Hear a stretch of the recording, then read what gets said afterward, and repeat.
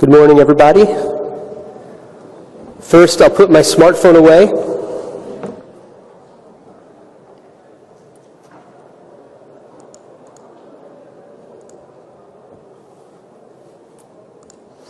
So, today what I plan to do, here's my agenda.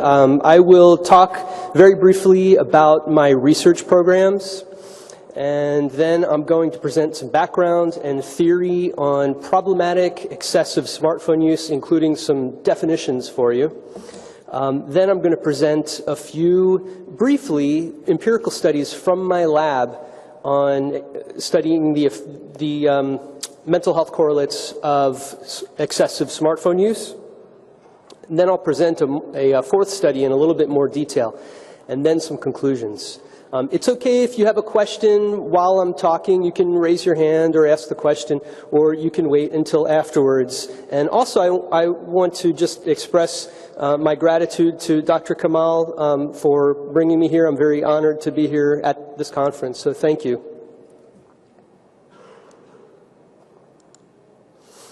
I want to acknowledge my collaborators in the field of cyber psychology and excessive smartphone use. Here you can see some of the people I've been working with in recent years from several different countries around the world. I have two research programs. Obviously, I'm going to be talking today about the research program on the right of the screen, but one of my research areas that I've been doing for more than 20 years is in post-traumatic stress disorder. And I'm interested in the symptom structure of the disorder, PTSD's comorbidity, and mechanisms underlying why PTSD is so highly comorbid with other mental disorders. But today I'm going to talk about my research in cyber psychology, which is the study of how computer technology affects our emotions and mood, and how we use computers also to advance psychological research. I have a few interests in cyber psychology. One is in problematic smartphone use, which is what I'll speak about today. I'm also interested, and I publish work on anxiety from electronic data breaches. And also, I do work on how to better protect ourselves online, and looking at risk factors and predictors that help keep us safer online. But today, problematic smartphone use. Smartphones are used all over the world, of course. Latest data from the Pew Research poll in America that surveys people in the US, but also across the world on many different political and social science issues, suggests a global rate of smartphone ownership of 59% across the world. In America, where I'm from, 77%. As you can imagine, the rate of smartphone ownership is higher in industrialized countries such as America and Turkey, and lower in other developing nations. We use smartphones for many positive reasons, right? We use smartphones for social use. Here in Turkey, you use WhatsApp. We don't use WhatsApp so much in America. WhatsApp seems to be used more in some countries in Europe and Turkey and other countries. We don't use it so much in America, but we do use in America other social aspects of our smartphone that you use in Turkey too. Email, messaging, social networking apps. We also use smartphones for what is known as process use or non-social use. We use it for scheduling appointments on our calendar. We use it for reading the news, entertainment, and all sorts of other things. So this distinction between social and process use is a very common categorization of uses of technology that is discussed in the literature. Smartphone use has many advantages to society. Smartphones are found to increase work productivity. So in some ways, it can help us get our work done because we're able to telecommute and do work from home and do work while we're taking the bus or the train, hopefully not while we're actually driving in the car, but it can help us with work. And smartphones are also used to enhance learning in schools among students, younger students, but also college students, graduate students, medical students. But excessive high levels of smartphone use can have disadvantages. And many research studies find that excessive smartphone use causes I think I'm having problems with this, I'm sorry. Do you know what's going on? It just keeps going, but I'm not touching it. I'll just hope it doesn't happen too much. Excessive smartphone use causes academic problems. So smartphones can be helpful in work and school, but when you use them too much at work and school, then it can cause problems. If you're using your smartphone for things that in school, for things that are not relevant to school, then it can interfere with your ability to get your work done. I think there's something wrong with this clicker. Do you have...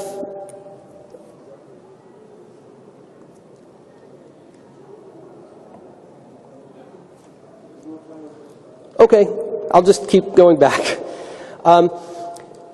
Excessive smartphone use also is found in research to cause driving collisions. If you're using your smartphone while you're driving, it also causes problems with you as a pedestrian. You're walking on the street, you're using your smartphone too much, you're not looking where you're going, and a car can hit you in the street, unfortunately. Smartphones also cause musculoskeletal pain, right? Because many people use their smartphone like this by turning their neck down, and it causes problems with your neck and your fingers as well. We found in a systematic review that we published a couple of years ago that across the literature, excessive smartphone use is related to mental health problems. It's got small effects for relations with anxiety, stress, and self-esteem, and moderate, medium-sized effects with depression symptoms. So let's talk briefly about some definitions and measures. Problematic excessive smartphone use is not defined by how much you use your smartphone only, but instead it's defined by the problems that increased use can cause in your daily life. And the reason is that just because you use your phone, if you use your phone for 8 hours a day, maybe that sounds like a lot, but maybe in those 8 hours you're using it for work, you're also keeping in touch with your family and your friends, and you're able to get your work done maybe even better than if you didn't have a smartphone. So, on the other hand, someone else might use their phone for 8 hours a day, and it causes problems for them. They're using their phone to avoid getting their work done, to avoid getting their schoolwork done. So it's hard to define problematic smartphone use just based on the amount of time you're using it. So instead, in the scientific literature, problematic smartphone use is typically defined by functional impairment from too much smartphone use. Typically, measures such as the smartphone addiction scale and the smartphone addiction inventory map onto substance use disorder criteria, but based on smartphone use. So we ask questions in these scales like, how much is your smartphone use causing you problems with your friends and family, where your friends and family are telling you to put down your phone because you're not paying attention to them. It asks questions about work-related interference and school-related interference, just like substance use disorders ask about.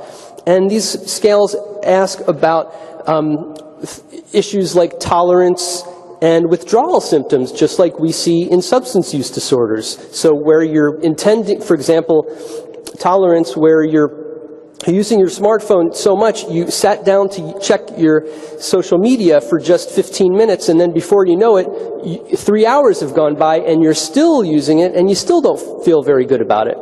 So this is how problematic smartphone use is defined, not just based on the number of hours a day that you use your phone. In this talk, and in my papers, I usually refer to this construct as problematic smartphone use. I try to not use the term smartphone addiction. The scales that I use are called things like the smartphone addiction scale, but I try to make a distinction that, you know, smartphone use is not an actual disorder. Internet use is not an actual disorder. So I try not to keep this construct in the same arena as truly diagnosable substance use disorders, alcohol use disorders, drug use disorders. I'm sorry, if you're entering late, I'm having some technical problems. The slides keep advancing. But I should also say that there is some tricky issues with cause and effect. So there's the chicken and egg effect. And on the one hand, for example, depression could cause problematic smartphone use. In that conceptualization, people who are depressed, in order to relieve their depression and to alleviate their negative emotion, they might overuse their smartphone in order to deal with those negative emotions. On the other hand, the opposite causality could happen, where when you're engaging in problematic levels of smartphone use, you're staying up at night from using your smartphone, and it's causing you to not have sleep. Sleep problems are a symptom of depression. You're using your phone so much that it's causing you to socially isolate. So in that kind of example of a conceptualization, problematic smartphone use is the cause and depression is the effect. As you'll see in a few moments, the most well-accepted conceptualizations are that psychopathology comes first and the excessive technology use comes after as an effect. It is possible to have bidirectional effects, but you'll see more when I talk about this in a moment. So what drives problematic smartphone use? And this is relevant to theory. So one theory that has gained momentum in recent years is called compensatory internet use theory. Not just about smartphone, but other sorts of problematic uses of technology. So the main assumption of compensatory internet use theory is that because of adverse events and stressors and problems, emotional problems in our lives, people attempt to alleviate their negative emotion by excessively using technology. And so here, problematic smartphone use would be conceptualized as a coping strategy, and actually in compensatory internet use theory, the theory tries not to over-pathologize the excessive technology use, but instead views it as a coping strategy that some people use in order to alleviate their negative emotion. But this is a pretty simplistic theory, and it's only based on the premise that excessive technology use is done in order to alleviate negative emotion.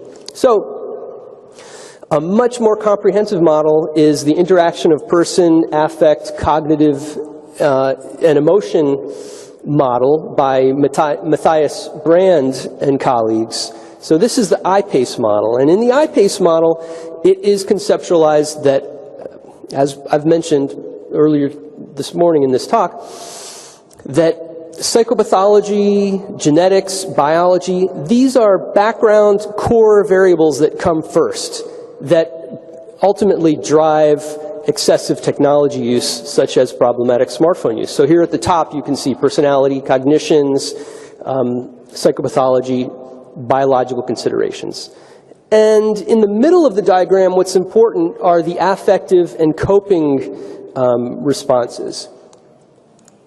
Okay, so the affective and cognitive coping responses are ways that people deal with their psychopathology and deal with their negative emotion, and that can then lead to deciding to use a particular type of internet technology, such as smartphone use, specific internet applications, which can ultimately lead to gratification, healthy gratification, or specific internet use disorders is what Brand and colleagues call it, or excessive technology use.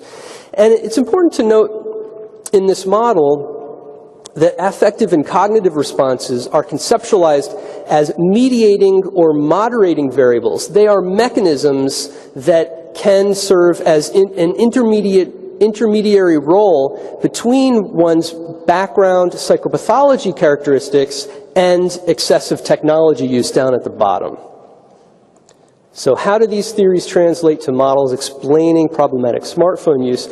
A very typical model in the literature is that psychopathology variables are first conceptualized as the background predictor variables, and leading ultimately to problematic smartphone use. And in the middle is smartphone use frequency. And this is because research finds that the more you increase your level of smartphone use, that can ultimately turn into problematic smartphone use.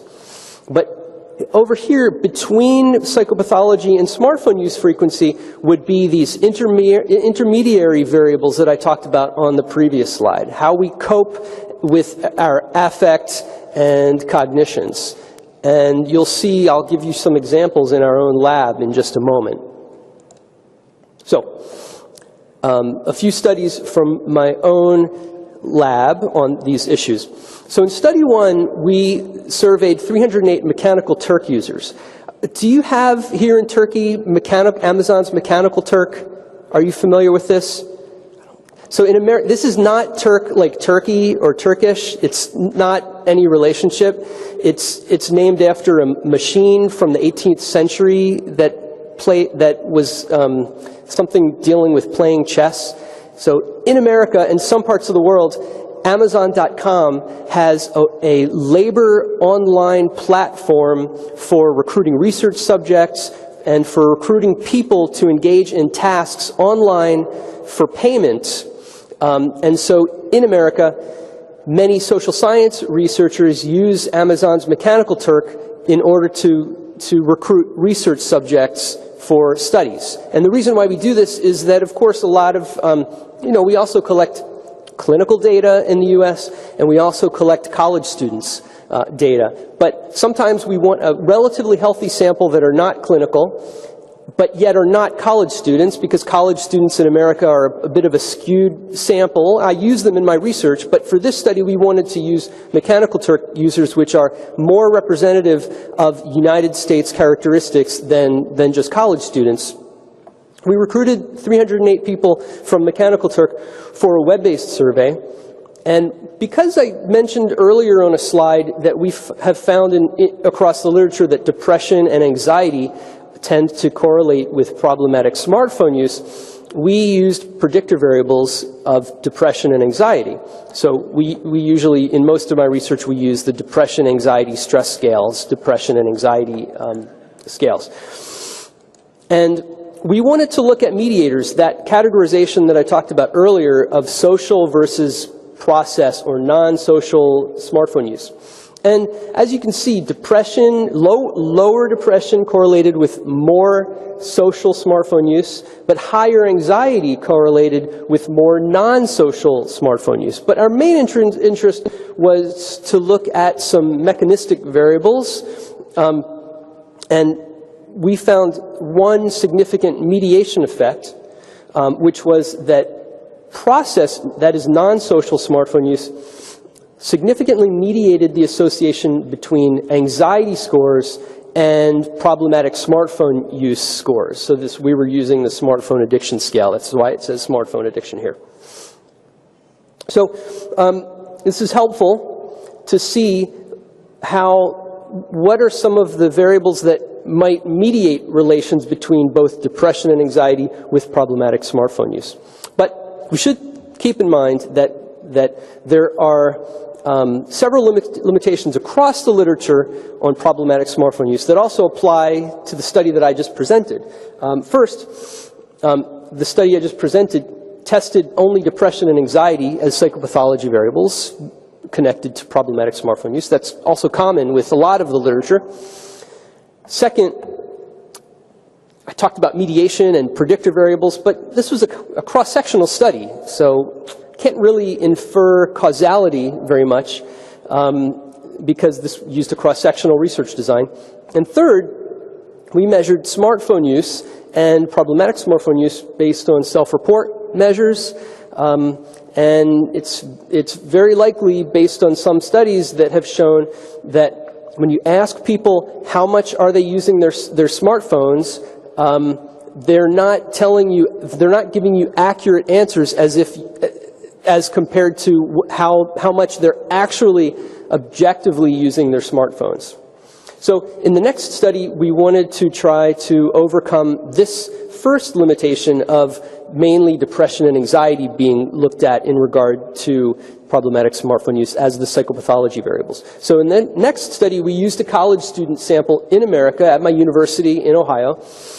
We studied 295 psychology college students for a web survey, and we wanted to look at two variables that I have not talked about yet today, which are important nowadays in psychiatry and clinical psychology. One is rumination. So rumination involves repetitive, negative thinking about past events.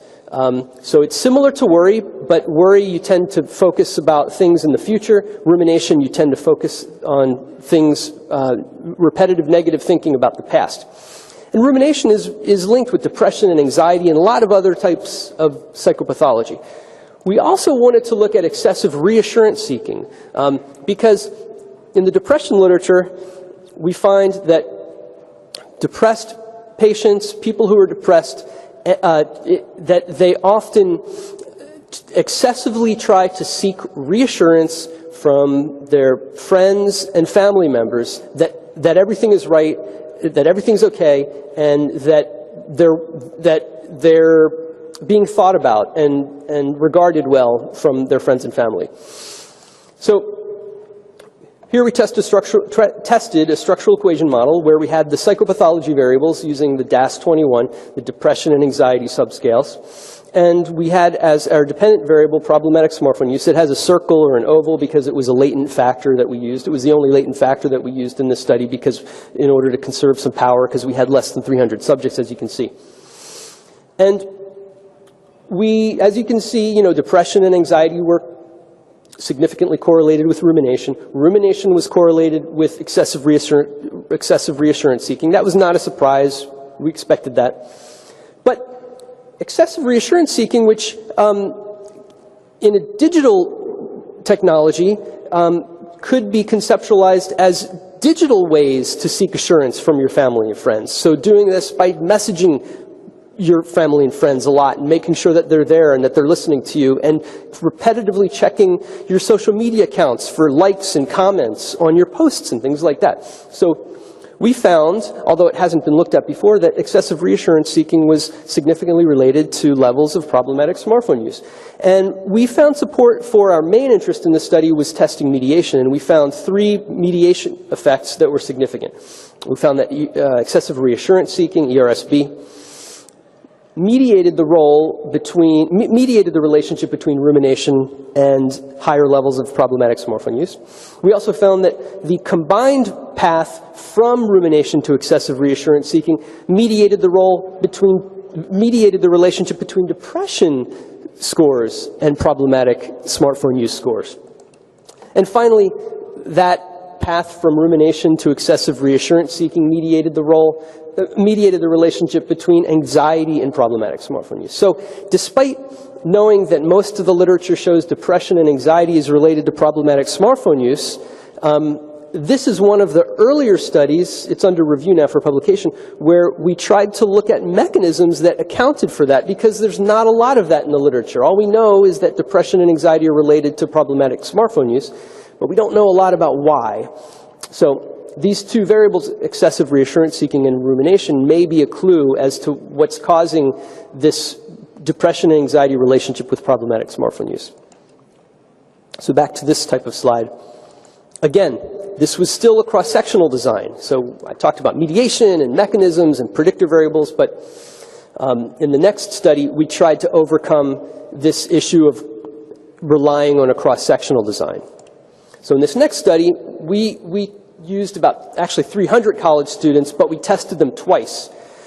And some were lost due to attrition, but we ended up with 261 college students. And we measured their variables, but we used their 1 month later problematic smartphone use scores as the dependent variable. And our predictor variables were, we measured depression, which you'll see in a moment, but some new variables that I haven't talked about yet today are anxiety sensitivity. So anxiety sensitivity is a pretty well-known psychopathology construct. It's not about just anxiety, but anxiety sensitivity involves how susceptible you are to experiencing anxious physiological arousal. And as you can imagine, people who are very anxious, who have anxiety disorder, tend to be very high in anxiety sensitivity.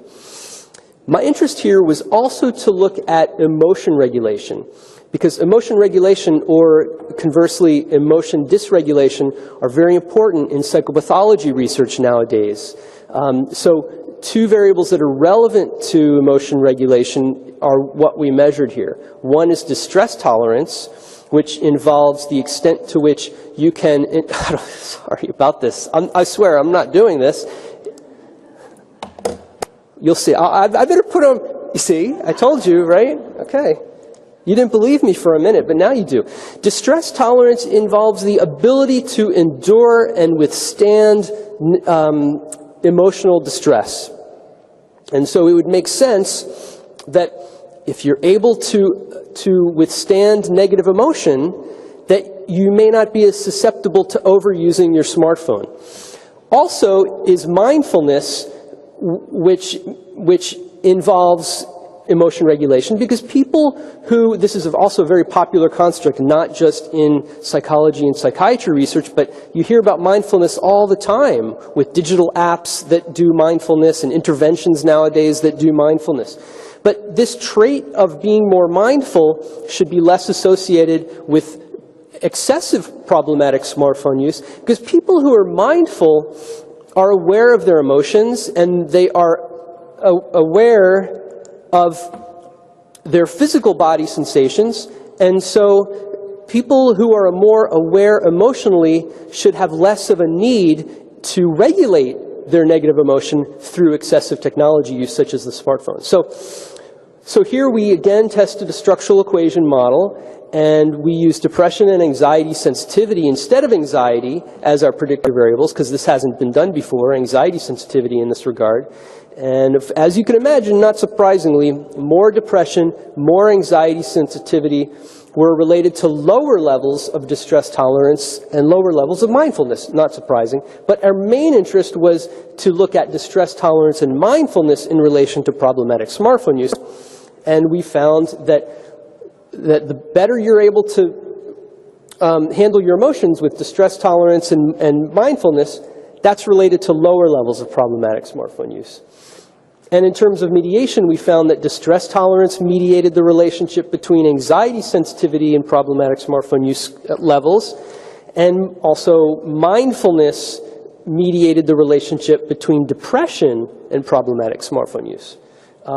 And furthermore, mindfulness mediated the relationship between anxiety sensitivity and scores on problematic smartphone use. So this again gives us some more clues into how depression and anxiety are related to problematic smartphone use by focusing on variables related to emotion regulation. And this is also relevant to how I talked earlier about theories of problematic smartphone use and excessive technology, that emotion regulation is one of these coping responses that should serve as mediating roles between psychopathology and excessive technology use.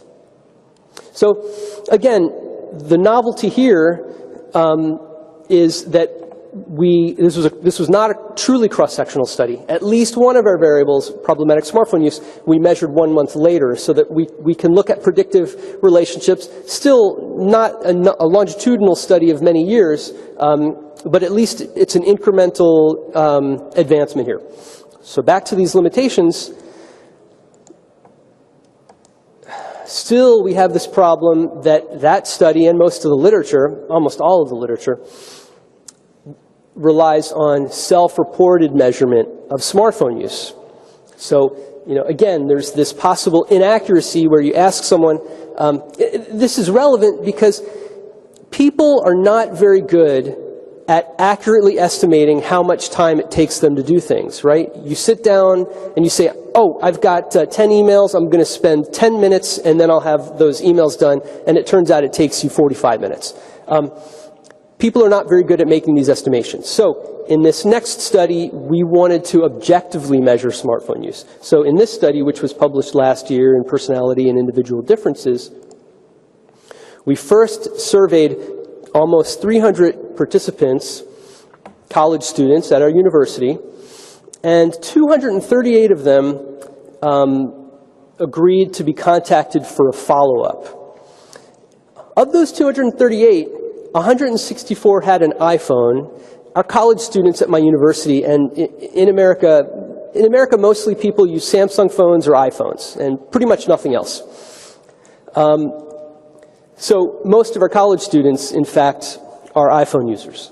Of these 164 iPhone users who agreed to be contacted for follow-up, only 76 actually participated in the follow-up study. So a lot of people just ignored our subsequent messages to say, come on into the lab and let's do this thing.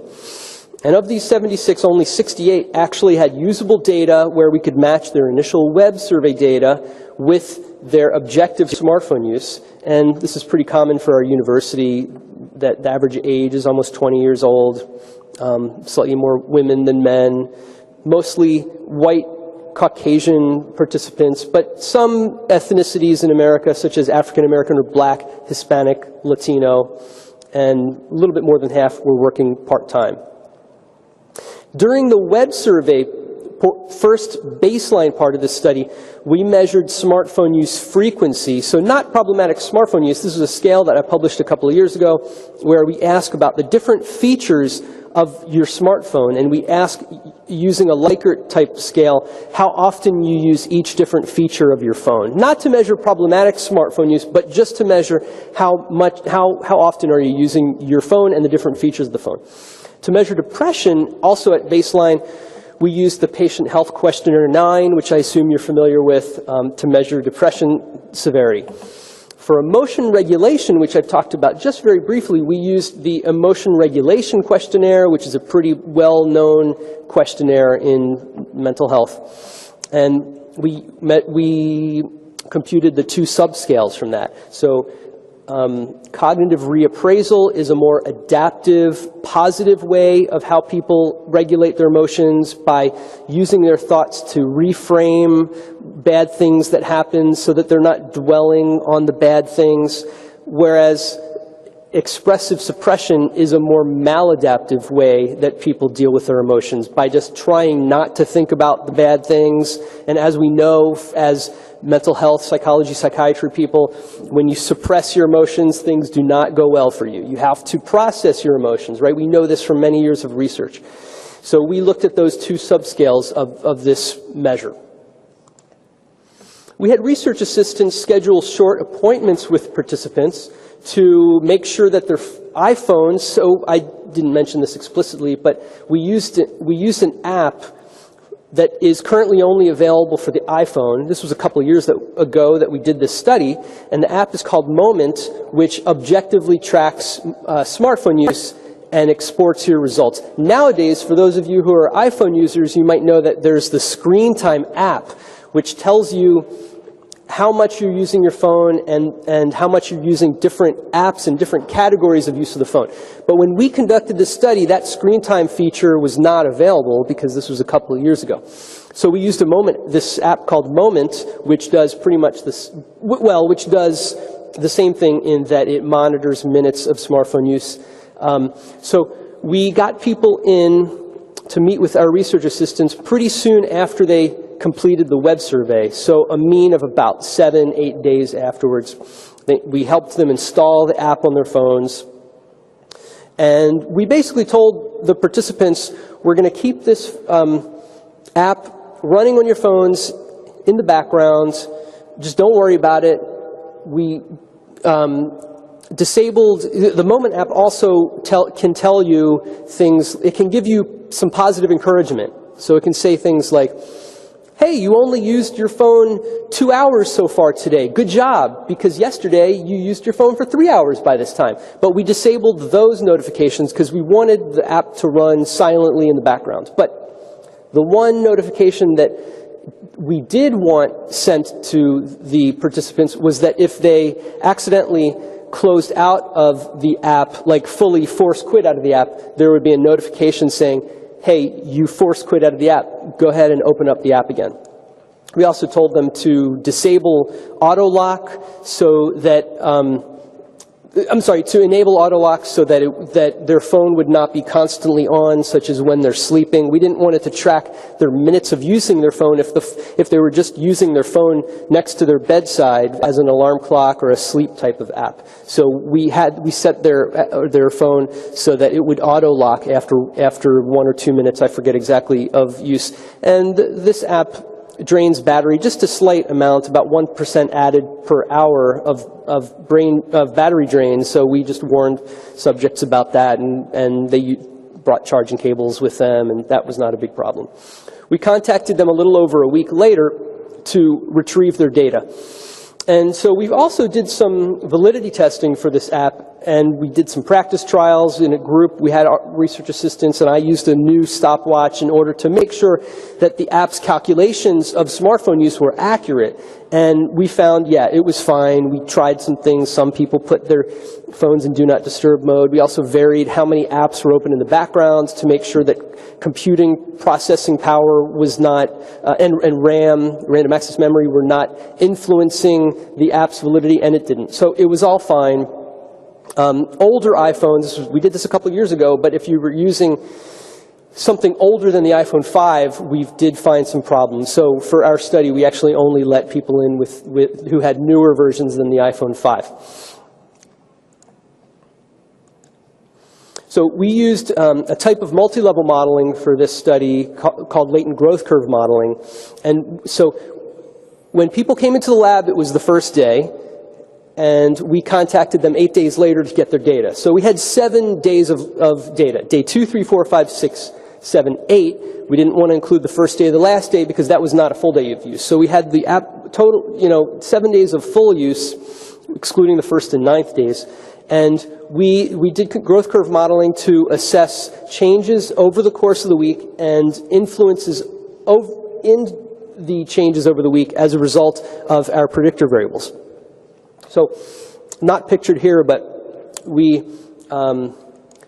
adjusted for a covariates, age and sex, gender, that is, which is common to, I didn't mention this explicitly before, but obviously younger people use their phones more than older people, and women use their phones more than men. So we controlled for these two variables because often these are related to higher smartphone use levels, not always statistically related, but often enough that they're usually controlled for. And we examined 3 predictor variables: depression severity, and the scores on those scales that I mentioned, cognitive reappraisal and expressive suppression of emotion. And so we looked at the intercept and the slope. The intercept is basically a model implied representation of the baseline of scores at day 1, and the slope involves the changes during the week. And as you can see here, it looks like minutes of smartphone use increased over the week, but it was not a significant increase, not statistically. And one thing to keep in mind here is remember that people knew that they were in the study. They knew that their smartphone use would be observed over the course of the week. So, that could affect results. So you might be wondering, well, yeah, not significant, but why is there even a trend here where it looks like people's use were increasing over the week? There might be an effect of the fact that, subjects knew that they were in a study. They knew, that could influence them. So let's talk about the results now.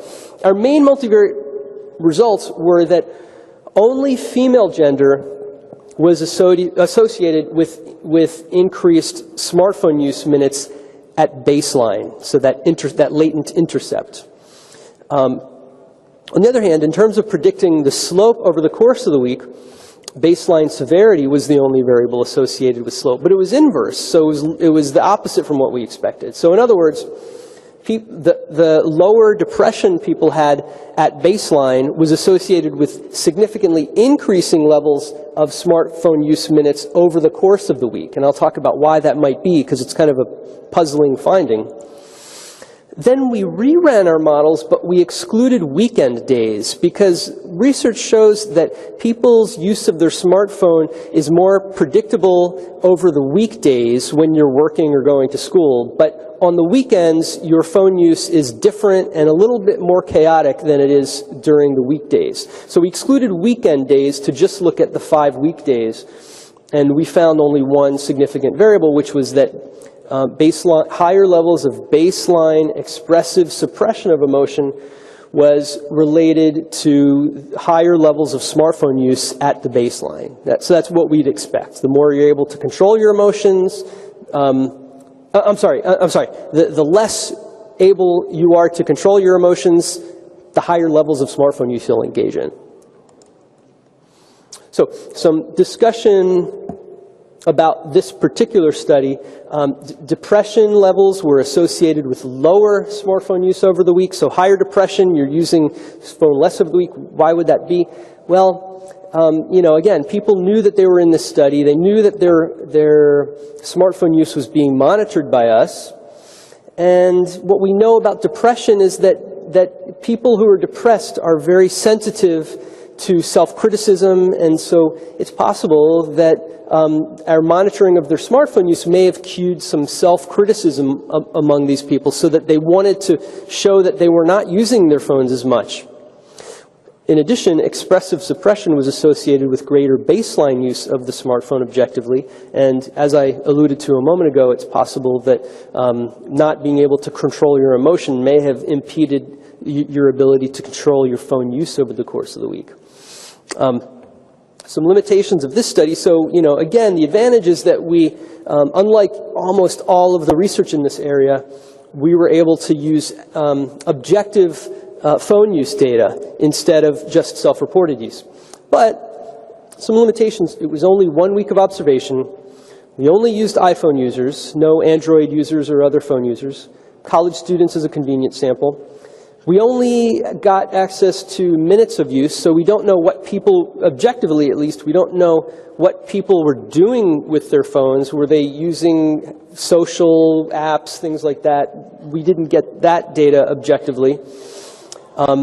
And also, Moment only tracks your use of your phone. So if you put down your phone and now you get your iPad out and you're using that for 5 hours, we didn't have access to that data. Overall conclusions from my talk today, and then I'm happy to answer questions, is that it's important for us to study these newer psychopathology variables that have been less investigated in psychopathology research that might explain problematic smartphone use and explain why depression and anxiety tend to be correlated with depression use. So again, today I talked about rumination, excessive reassurance seeking, distress tolerance and mindfulness as related to emotion regulation, emotion dysregulation. Specific types of smartphone use, like social and non-social use, like I talked